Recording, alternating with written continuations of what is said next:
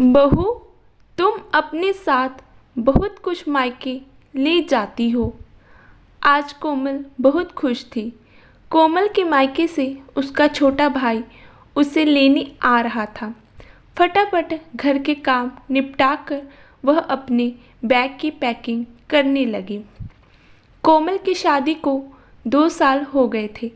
अपने नाम के अनुसार वह बहुत सुशील और कोमल स्वभाव की थी।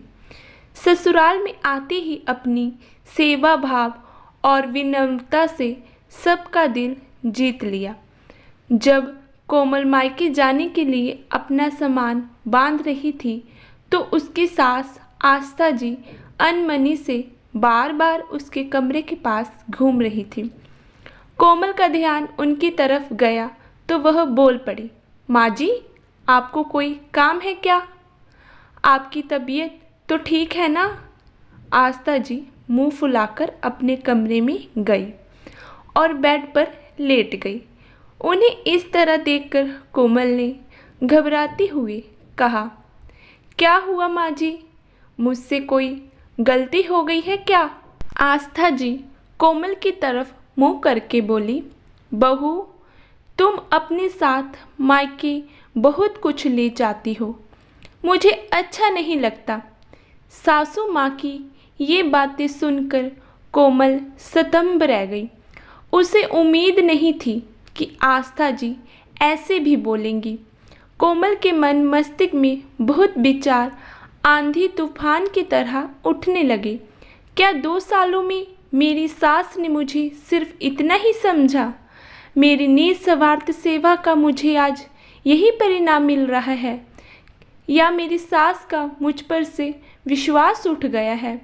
मानती हूँ मेरा मायका मेरे ससुराल की तरह अमीर नहीं, पर मैं इतनी भी गिरी हुई नहीं हूँ कि यहाँ से बहुत कुछ लेकर अपने मायके वालों को दे दूँगी। कोमल का गला रूंध गया। उसने मुंह से हकलाते हुए बस यही निकला, ना माँ जी, आ चाहो तो मेरी अटैची खोल के देख लो। आस्था जी ने आंखें से कोड़कर डांटते हुए कहा, चल हट पगली, मैंने कब कहा कि तुम यहाँ से कोई सामान अपने मायके लेकर जा रही हो? कोमल हैरान होकर उनका मुंह देखने लगी, जैसे पूछना चाह रही हो तो फिर? आस्था जी उसके हाथों को अपने हाथ में लेकर बोली, बहू, तुम अपने साथ इस घर की चहक, रसोई की महक ले जाती हो। मेरा आराम करना, परिवार का ध्यान रखना भी ले जाती हो। जब तुम नहीं रहती तो सुबह और शाम की चाय भी नहीं भाती।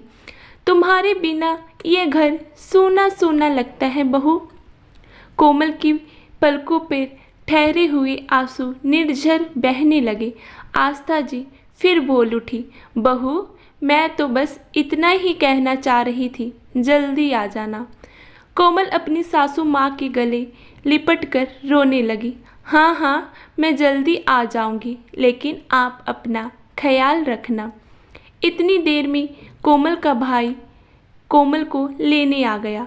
आस्था जी ने कोमल को एक पैकेट पकड़ाते हुए कहा, बहू, इसमें तुम्हारे भाई और छोटी बहन के लिए कुछ कपड़े और मिठाइयाँ हैं। बेटियाँ खाली हाथ मायके नहीं जाती। जाते समय दोनों सास बहू की आंखें सजल हो रही थी। कोमल का भाई बोल बैठा, दीदी, आपकी सासू माँ तो बिल्कुल माँ की तरह रोती हैं। हाँ भाई, हमारी माँ की तरह इस माँ से भी मेरी विदाई देखी नहीं जा रही। कोमल अपने भाई के साथ मायके के लिए निकल तो पड़ी, लेकिन उसके कदमों में आज गजब की फुर्ती थी, जैसे उड़कर जल्दी से वापस आना भी चाहती हो। दोस्तों, ज़्यादातर बहुओं की शिकायत रहती है कि उनकी सास उन्हें मायके नहीं भेजना चाहती, लेकिन कुछ सासू माँ का बहू के जाने के बाद यही हाल होता है। बस ये बातें अपनी बहू से कह नहीं पाती। वैसे तो हर माता पिता यही चाहते हैं उनकी बेटी को ससुराल में मायके की याद ना आए। यदि सास और ससुराल ऐसा हो तो बेटियां खुद ही मायके में ज़्यादा दिन रुक नहीं पाती। कहानी कैसी लगी कमेंट में ज़रूर बताइएगा।